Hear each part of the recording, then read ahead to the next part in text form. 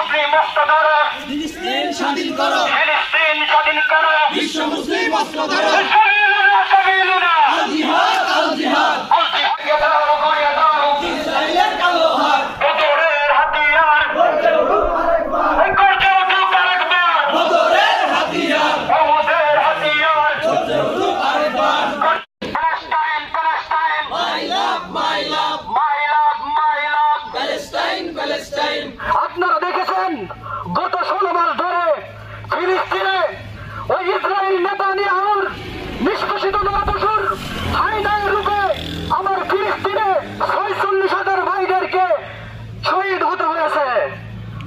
এক সময় যুদ্ধবিরতি শান্তি চুক্তির আহ্বান করা হয়েছিল, কিন্তু তারপরও দেখবেন গত 2 দিনে আমার নিরস্ত্র আমার ভাইরা আমার বোনেরা এমনকি ছোট মাসুম বাচ্চাদেরকেও এই জালিমের হাত থেকে আমরা আমাদের ভাইরা রক্ষা করতে পারে নাই, তাদেরকেও জীবন দিতে হয়েছে। যারা আর জাতিসংঘের কথা বলে, বিশ্ব মানবতার দূত হিসাবে কথা বলে, ওই জাতিসংঘ মুসলমানদের জন্য না, ওই জাতিসংঘ মুসলমান নিধন করার জন্য।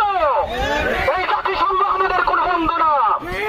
আমরা পৃথিবীর যত প্রান্তে 57টা মুসলিম দেশকে বলতে চাই, এমন একটা সংস্থা তৈরি করুন যে সংস্থা আগামী দিনে মুসলিমদের জন্য কাজ করবে। আমাদের ইমানি জজবা দেখালে হবে না, আমাদের ভাইরা জীবন দিবে, আমরা বসে থাকবো, আমরা ইতিহাস ভুলে গেলে চলবে না। আমরা বদরের দিকে তাকাই, আমরা ওদের দিকে তাকাই, আমরা আমাদের উত্তরসূরি হযরত ওমর, হযরত আবু বকর, আমরা খালিদ বিন ওয়ালিদের দিকে তাকাই। আমরা তো আমাদের পূর্বসূরিদের দিকে তাকাবো, যাদের রক্তের মাধ্যমে তাদের স্পৃহায় মুসলিম বিশ্বে বিভিন্ন জায়গায় মুসলিম সন্ত্রাস গড়ে উঠেছিল। নিজেদেরকে ভুলে গেলে মুসলমান, আমাদের রক্ত যদি দিতে হয় আমরা বারবার আমার ভাই বোনদের ইসলামের জন্য রক্ত দেওয়ার জন্য প্রস্তুত। রক্ত দিয়ে আমরা ওই ওয়াশিংটনে তালেবানের পতাকা উড্ডীন করবো ইনশাআল্লাহ। আমাদের ইসরায়েলি পণ্য এবার বয়কট করতে হবে। আমরা গত রমজানেও এই নিয়ে আন্দোলন করছি এবং গত বছরে এমন একটা অবস্থা হয়েছিল, আপনারা দেখছেন ইসরায়েলি পণ্য, বিশেষ করে এই যে আপনার কোকা কোলা, স্প্রাইট যেটা আছে, এটার মার্কেটটা একদমই ডাউন ছিল। ইনশাল্লাহ আমরা তার থেকেও কঠোরভাবে এবার বয়কট করব।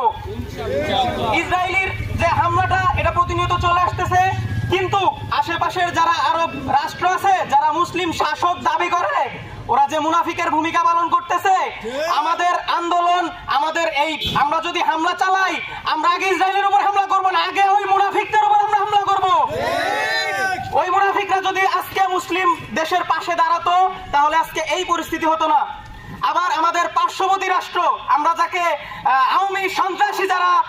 আওয়ামী সন্ত্রাসীদের যারা বন্ধু, ভারত, কসাই মোদি দীর্ঘদিন বাংলাদেশে মুসলমানদের উপরে অমানবিক নির্যাতন চালাইছে। এই বছর এই রমজান ভারতীয় আগ্রাসন মুক্ত আছে আমাদের বাংলাদেশ, কিন্তু তারা এই ভারতে যারা মুসলমান আছে তাদের উপরে অমানবিক নির্যাতন শুরু করছে। আমরা ভারতীয় পণ্য বয়কট করবো ইনশাআল্লাহ। মুছে দেন আল্লাহ, ফিলিস্তিনকে স্বাধীন করে দেন আল্লাহ, ভারতকে আপনি মুসলমানদের রাজত্ব নিয়ে আসেন, ওই কসাই মোদিকে আপনি ধ্বংস করে দেন, সারা বিশ্বের মুসলমানদের জান মাল ইমানকে আপনি হেফাজত করেন।